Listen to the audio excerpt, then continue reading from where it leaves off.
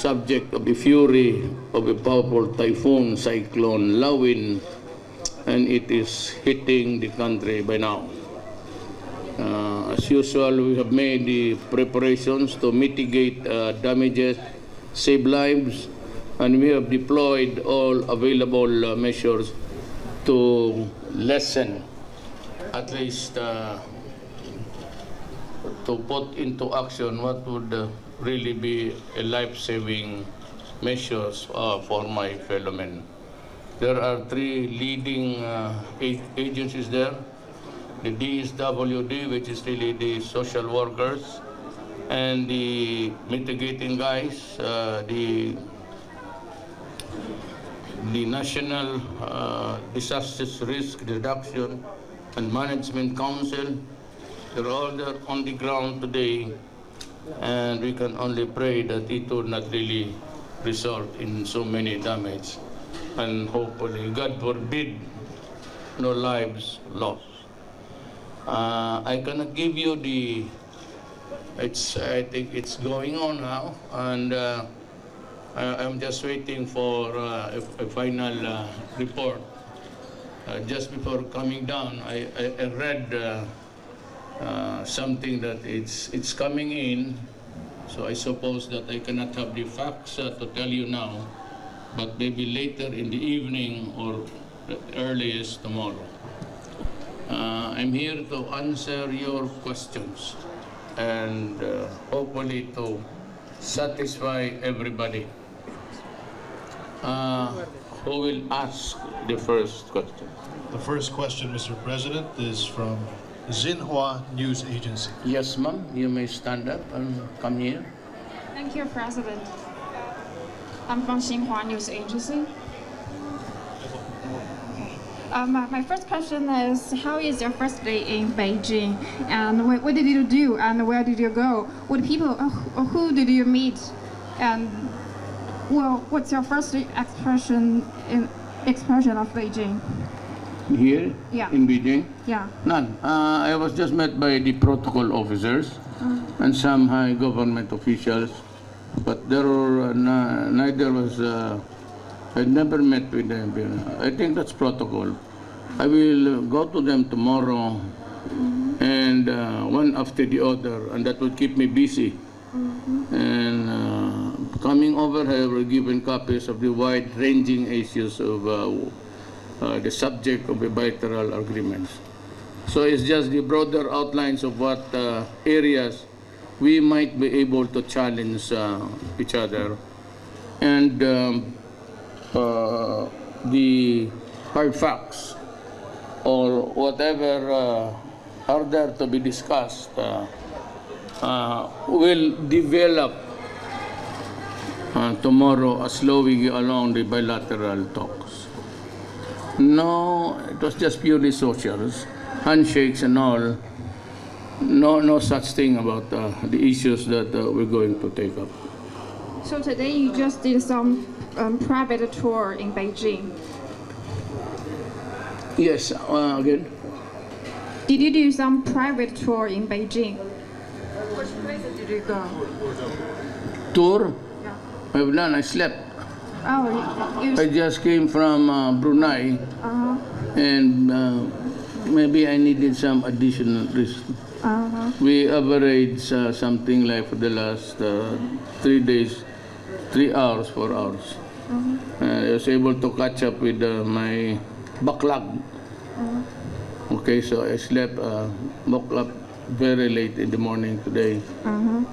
But I'm preparing for tomorrow's engagement.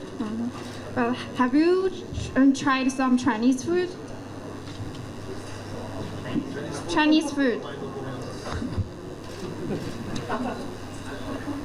My grandfather is a Chinese. We always eat Chinese food almost every day in the house.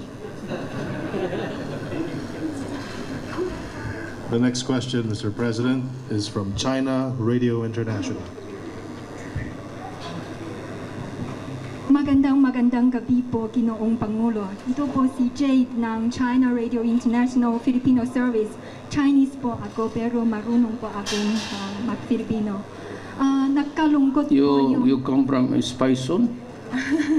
yung kasi mayroon pong China Radio International, mayroon pong kaming yung sa Peking University, mayroon pong kaming yung Philippine Studies Program na graduate. Okay.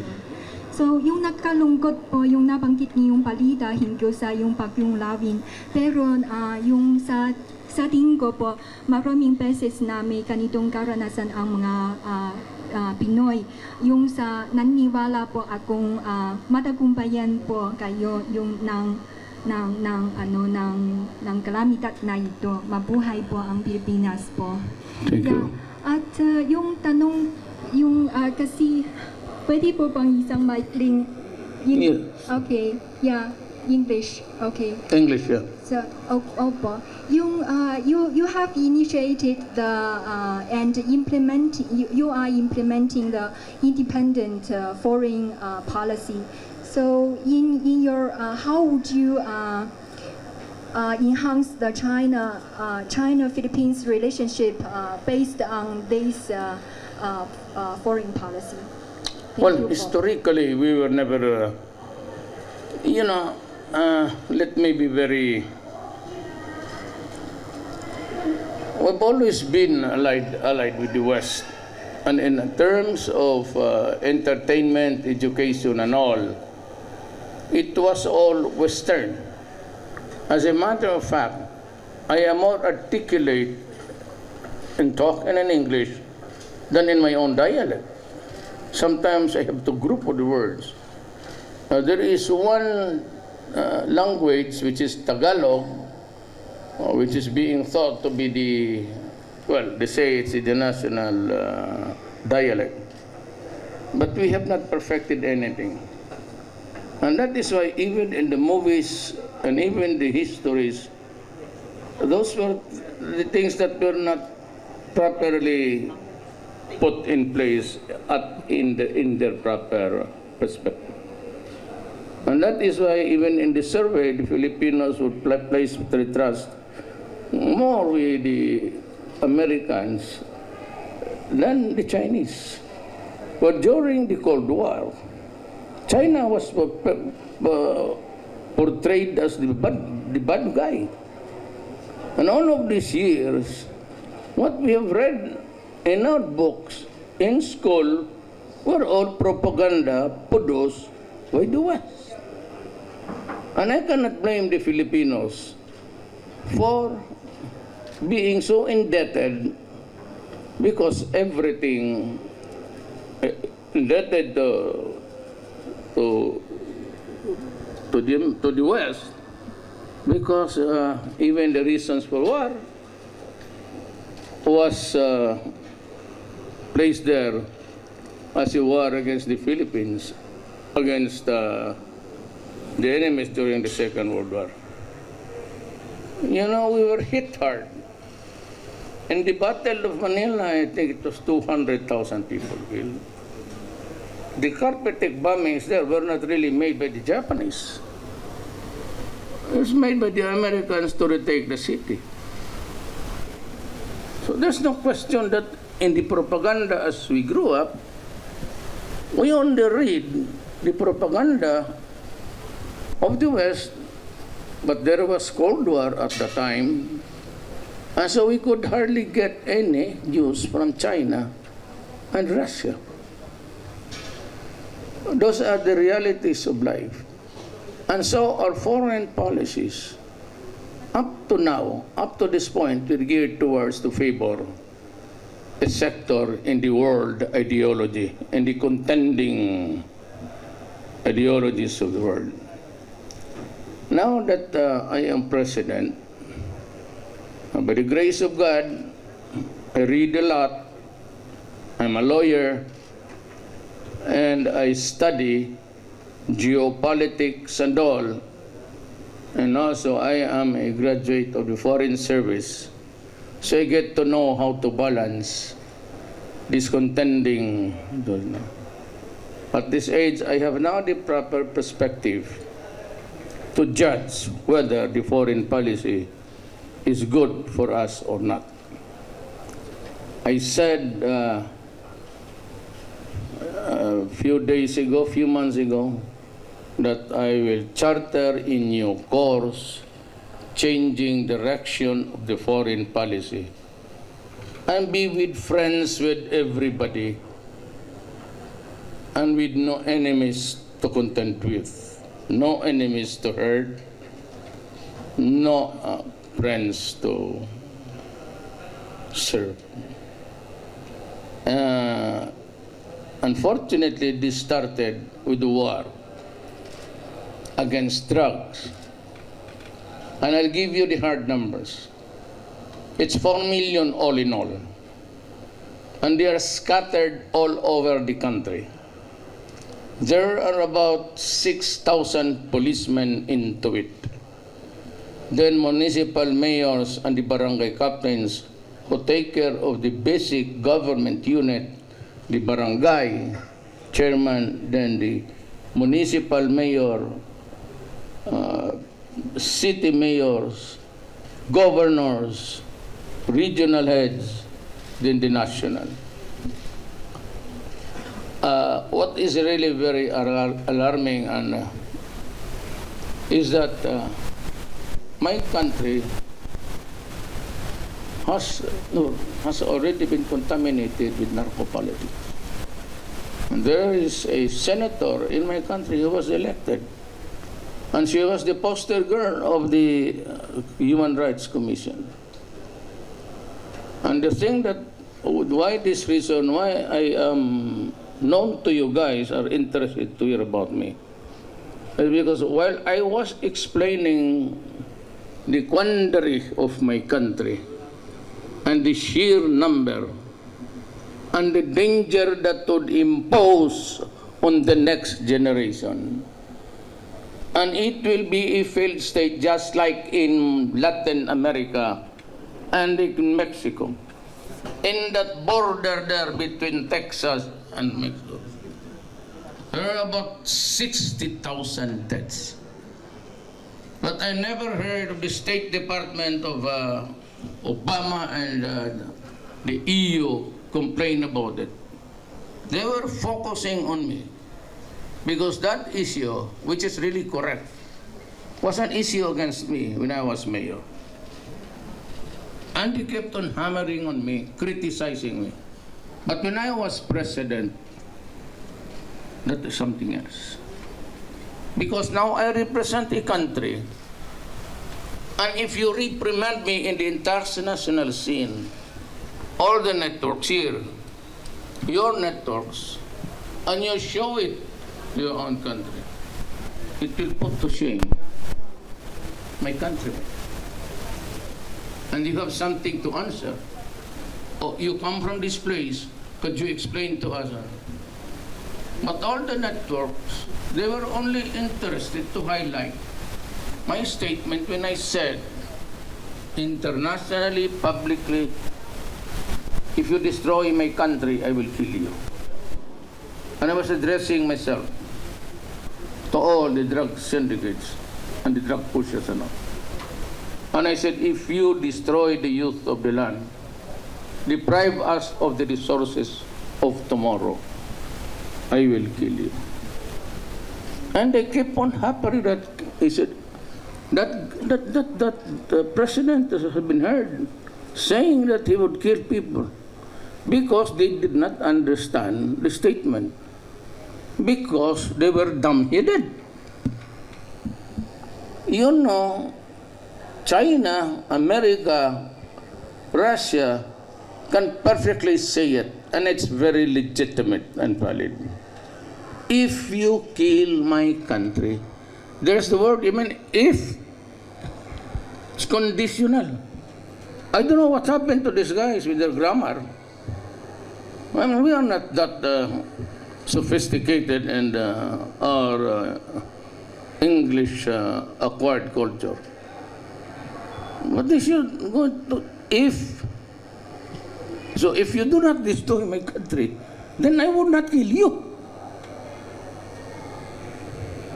But they kept on hammering on the issues of killing alone, because they like it and threatening me with going to the international criminal court. And said that was enough. And I said, no.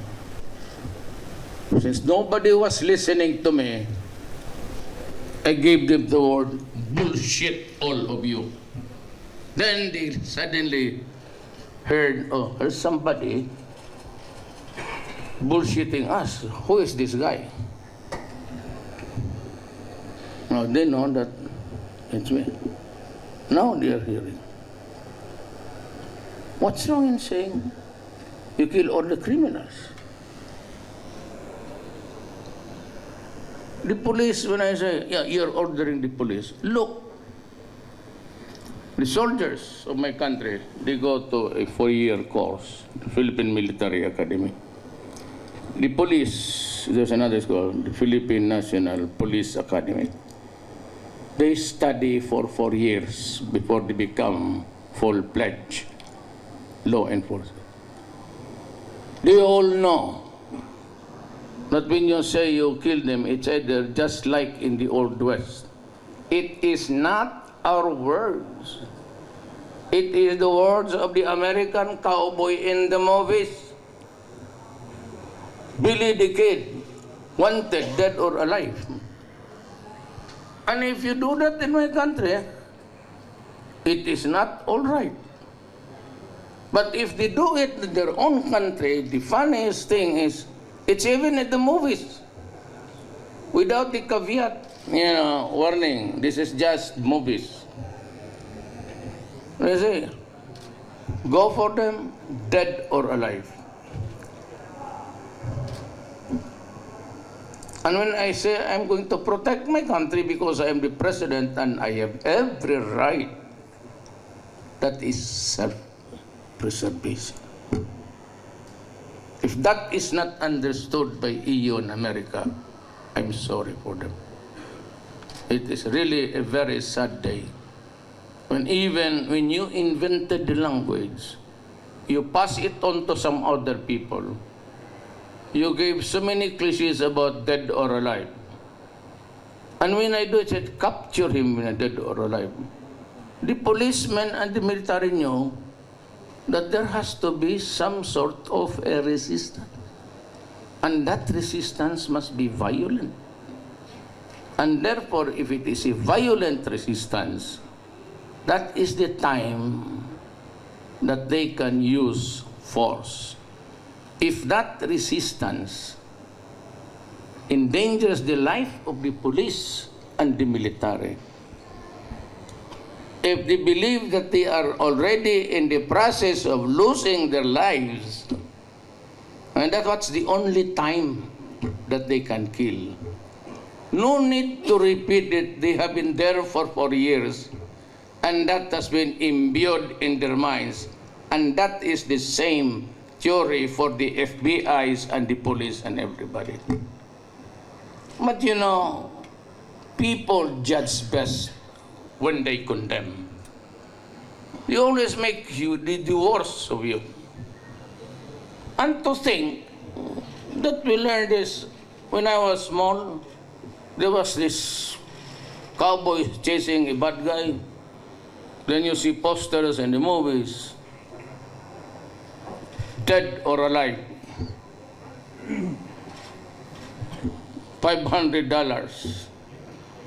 We do not even do that. I always say to the police and the military who will be assigned in my city when I was mayor, give me a clean city. It's up to this guy to interpret what is cleaning the city. This police, this military, the guys in front of you are the police and the military of my place. They have been to school. They were taught the rudiments of how to kill and how not to kill. It's their job. They are not ignorant of that.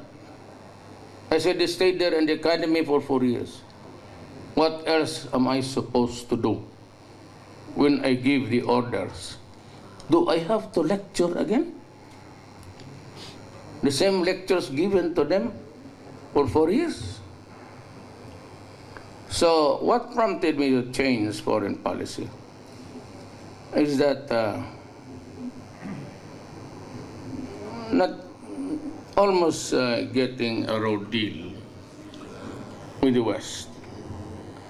And EU signed a manifesto, and they told me it was prepared by the lawyers of the. I mean, I said that the lawyers warned me that I can be prosecuted, and then I realized that what is happening now in EU and everything is because they have stupid lawyers. If they cannot even agree to let in, let out the migrants. They were so benevolent at first. Then now it's winter time, some of the guys who came in late or drove out back to the sea, not accepted in their boundary. So they will die there and rot in the cold.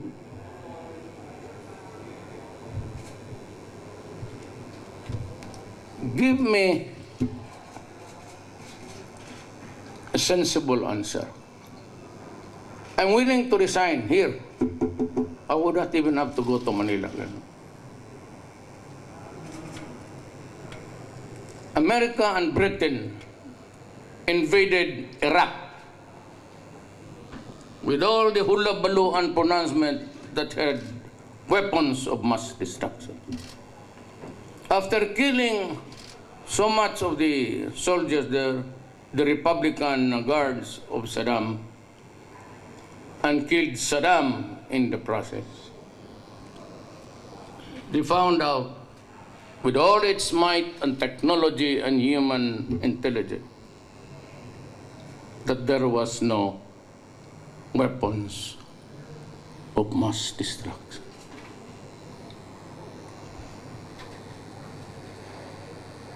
If somebody could explain it to me that it was right, stand there in front of me right now. I'm willing to listen. And if you do it right, to convince everybody that after all it was right to invade Iraq, even without the weapons of mass destruction, undermining Libya, wanting to destroy Assad, putting in turmoil Egypt. Now tell me, if it is a bright idea of the West, tell me now, justify it that it is correct. I will listen and I will resign as President of the Republic of the Philippines. Was there an explanation? Was there a digest? You know, this guy are really convoluted idiots. When you say, you want to prosecute me for what?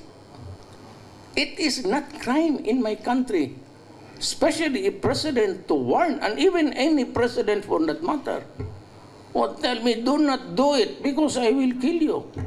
Do not enter my boundaries because if you hurt the people there, I will go to war. I just don't know what's happening with the idiots in the other side. So my foreign policy goes to where there are people who are sane. Why should I mix my country with the people who have said a very convoluted and almost insane theories of how to run civilization? Tell me, any one of you, tell me that it was right to invade Iraq, even without the mass. That was the only thing that kept them going. But there was these weapons of mass destruction. How many died?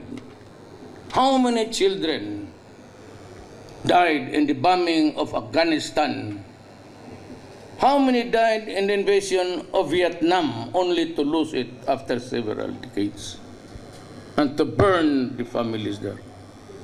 How many times has this to be repeated? Look at Aleppo, when they could have just stopped it, but because earlier they were supplying the arms of the rebels against Syria. But the Chinese government and Russia supported Assad. So you had the longest war there. So from where was this ISIS? When was it born? It was born out of the desperation of the radicals and rebels of Libya and Syria. That is the beginning of ISIS. America imported terrorism in their own territories, not by human beings. There in America itself, American citizens, almost all of them from Arab ancestry, because the citizens of that country, the American citizens or Arab ancestry, really felt what was being done to their land. And who was the first to enter the land and took off with the fat of the land? Oil. British, American, French, Italian. And after so many troubles, they partitioned the Middle East according to tribes, not of kingdoms. And that is why you have, until now, fighting amongst themselves. And ISIS became the rallying point. Who imported violence? America. To their lands. They were not the migrants that went there to create trouble. They were the lone wolves. They were the Arabs who went there when they were young, had education there, but saw what was history in the past. My country, it was occupied by Spain for 400 years. Then it was occupied by the Americans for 50 years.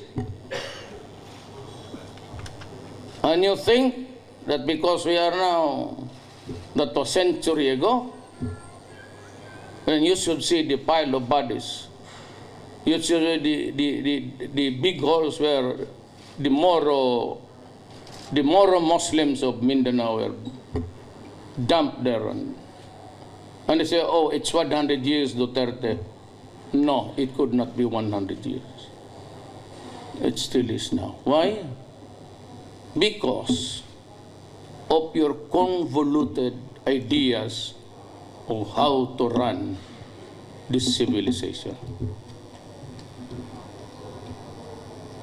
So why don't I go to China? What kept us from China was not our own making. We were almost a vassal state of America. Our foreign policy dovetailed the policy of the United States and of the West. And if they said they hated Russia, we're supposed to be, amen, we also hated China. And if they say, I will go to war in Vietnam, for no reason at all, eventually to lose, and we would just say, yes, we will send also our soldiers there. It's kind of stupid, do you think? So now that we are, all has been said and done, what gives? Me? Killer, drug, war? I'll give you a computation. It's 4 billion now, but that is the 4 million that's growing up. It's about 700,000. At the end of my term, it will breach the 4 million mark.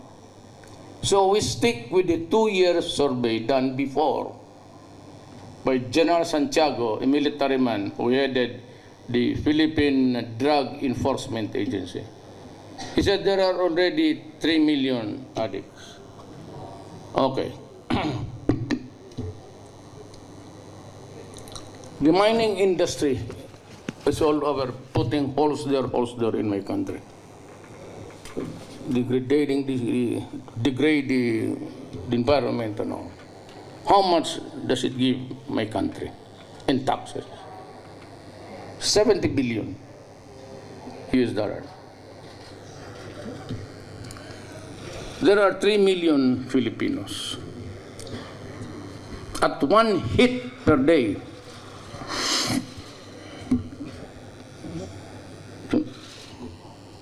times 3 million, that is 6,000 per person a month.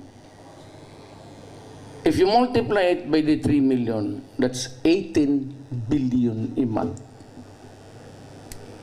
If you multiply it by 12, that's 216 billion a year. Money which the father of a family would have to buy rice, medicine, schools.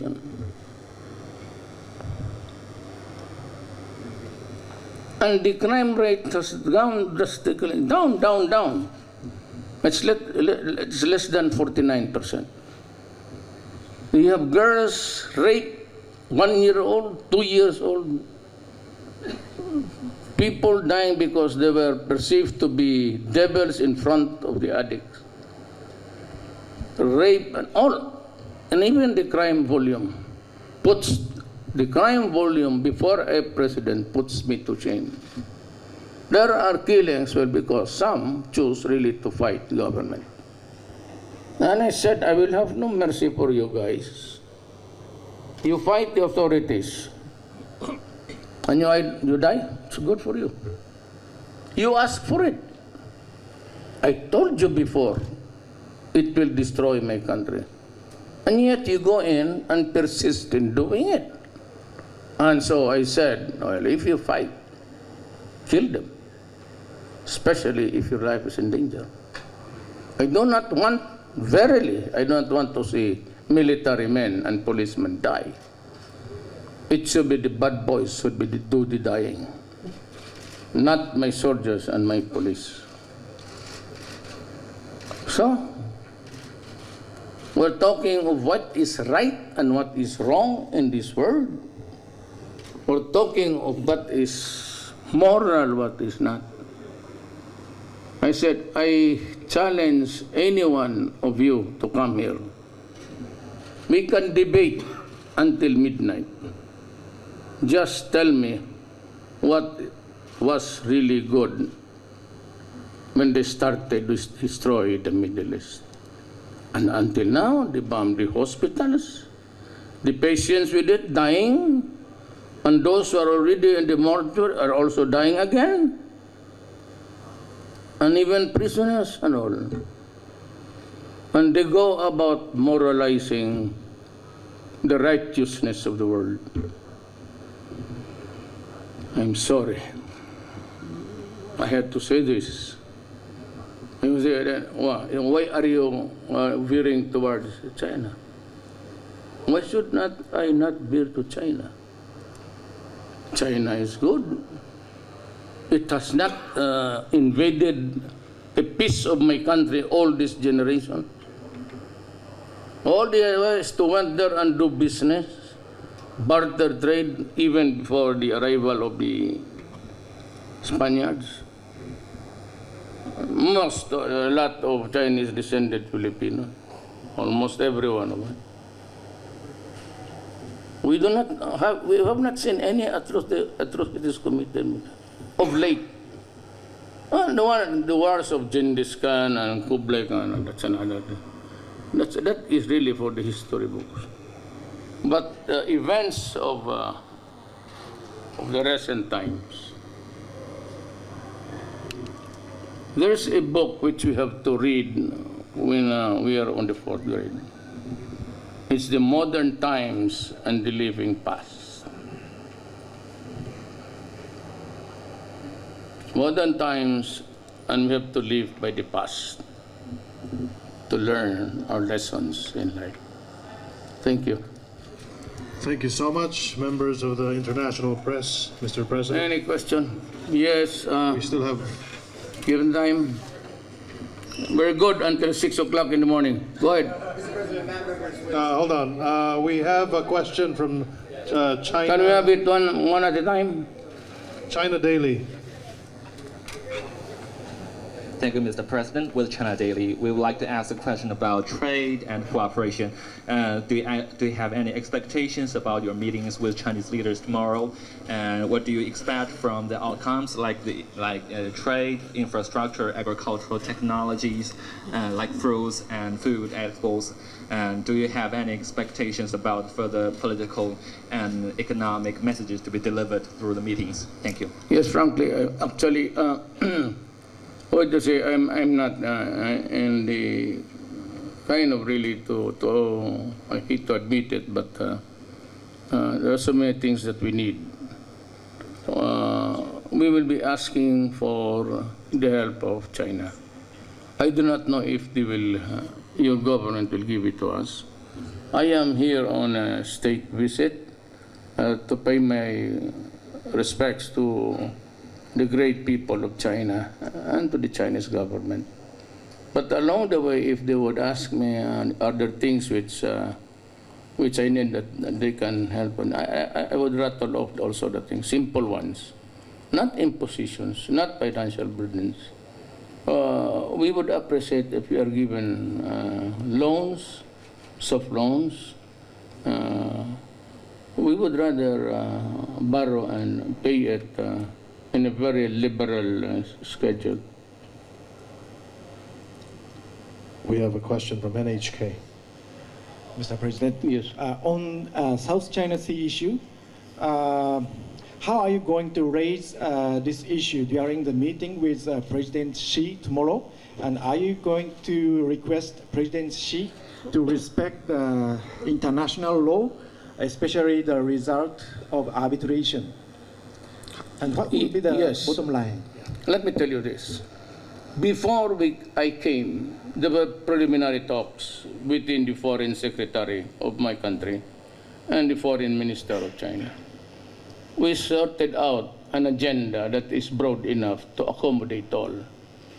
But I, as a friend, and I would say this too, if he mentions it in passing, and I will just say, Mr. President, I came here for a visit. I do not want to make hard impositions. I do not want to ask you to do it now, because there will be a time when we shall be doing it. But I have to be courteous, and I have to wait for your president to mention it in passing for me to respond. It is in the broader outlines of talks that you have agreed.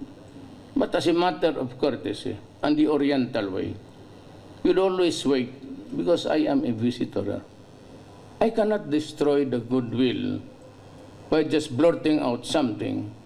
For after all, it is also, let us be clear on this. The arbitral awards give us the right. Okay? China has the historical right. And they're insisting, and you are insisting. And the Chinese government insisting that it is right. So, in this setup, do we argue or we just talk? That if this is, then I would say, let us put it to some other day.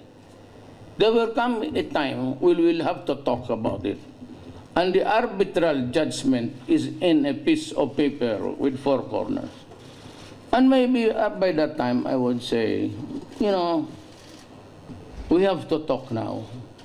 And the issues will not go out of what is being stated.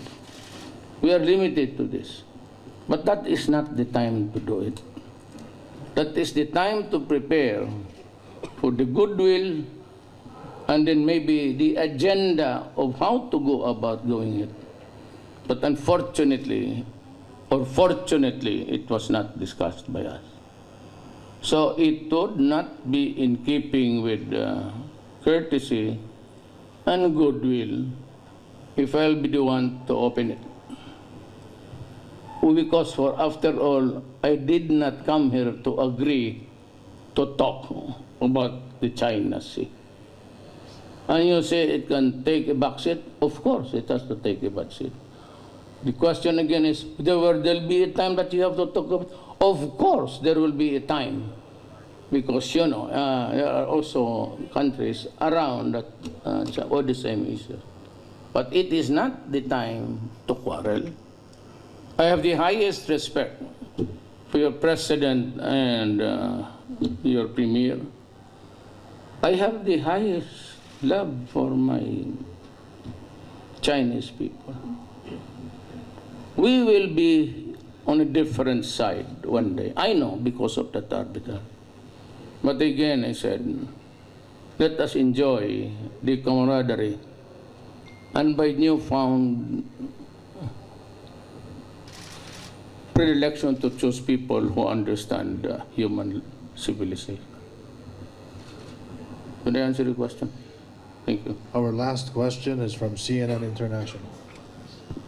Mr. President, thank you so much for taking our question. Matt Rivers with Yes. CNN. Sir, with the understanding that on this particular trip you will not be talking in substantive terms in terms of negotiating over the South China Sea, when that day inevitably comes, would there be room for some sort of bargain? For instance, if China allowed Filipino fishermen back into the area, would you ever allow China to build another artificial island in that area? Or is that a red line for you?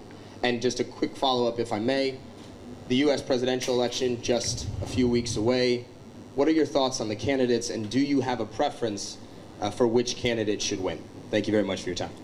In the matter of the fishing rights, I leave it to China to decide. We'll be talking about it. And if we will mention it in passing, the arbitral judgment, and I would say, okay, if that is what you want, if there are things really which have to be talked of preliminarily, we can do it now. We can set the broad lines. I said, but there will be no hard impositions. There will be no asking of concessions and anything. And the third is, with the elections, I don't know which way it will go. If I were just an ordinary citizen of the Republic of the Philippines, I'd gladly give you my choice. Problems I have in my burden, the Republic of the Philippines, which we are not allowed by protocol and by law to side with anybody. Of course, if you whisper to me to which side I belong, I'll tell you, and you'd be surprised. You sure you don't want to tell us now? Because well, it's not good, it's not allowed, and I am sure that I'd get a lot of flack for that. Thank you so much, members of the international press. Good evening.